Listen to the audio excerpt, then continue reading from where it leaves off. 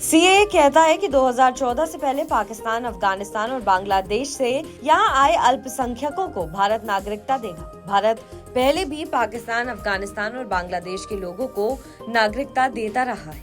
अब जानते हैं कि पिछले 5 सालों में यहाँ से भारत आए कितने लोगों को नागरिकता दी गई। 5 सालों में सिर्फ पाकिस्तान के 4,552 लोगों को भारत ने नागरिकता दी। इन 5 सालों का रिकॉर्ड देखें तो सबसे ज्यादा यानी 1580 लोगों को नागरिकता 2021 में दी गई। वहीं सबसे कम यानी 450 लोगों को नागरिकता 2018 में दी गई। 5 देशों में से पाकिस्तान के बाद सबसे ज्यादा नागरिकता अफगानिस्तान के लोगों को मिली है। 5 सालों में अफगानिस्तान से आए 411 लोगों को नागरिकता मिली। वहीं बांग्लादेश से आए 116 लोग, अमेरिका के 71 और श्रीलंका के 70 लोगों ने इंडियन सिटीजनशिप हासिल की है। पिछले 5 सालों के आंकड़े पर नजर डालें तो पाएंगे कि विदेशियों को सबसे ज्यादा नागरिकता साल 2021 में मिली।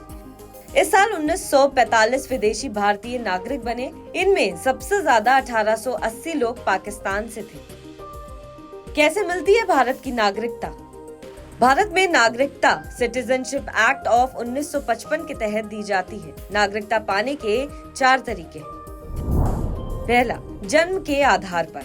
अगर किसी शख्स का जन्म 26/1/1950 या उसके बाद हुआ और माता पिता में एक कोई भारतीय नागरिक रहा तो उसे यहाँ की नागरिकता मिलेगी।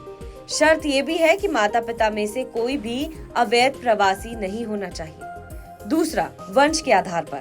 जिस शख्स का जन्म भारत के बाहर हुआ लेकिन माता पिता में से कोई एक भारतीय हो और उसका पंजीकरण विदेश में भारतीय मिशन या पोस्ट में हुआ है तो वो भी नागरिकता के लिए आवेदन कर सकता है।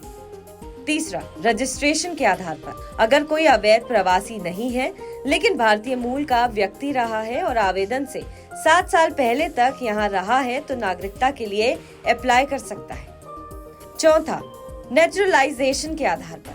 इस तरीके से नागरिकता पाने के लिए कुछ शर्तों का पूरा करना अनिवार्य है, जैसे अगर वो किसी भी देश का नागरिक है और वो वचन देता है कि भारत की नागरिकता हासिल होने के बाद वो उस देश की नागरिकता को त्याग देगा, या फिर गृह मंत्रालय में नागरिकता के लिए एप्लीकेशन देने से लगातार 12 महीने पहले वो भारत में रहा हो या भारतीय सरकार से जुड़ा रहा हो।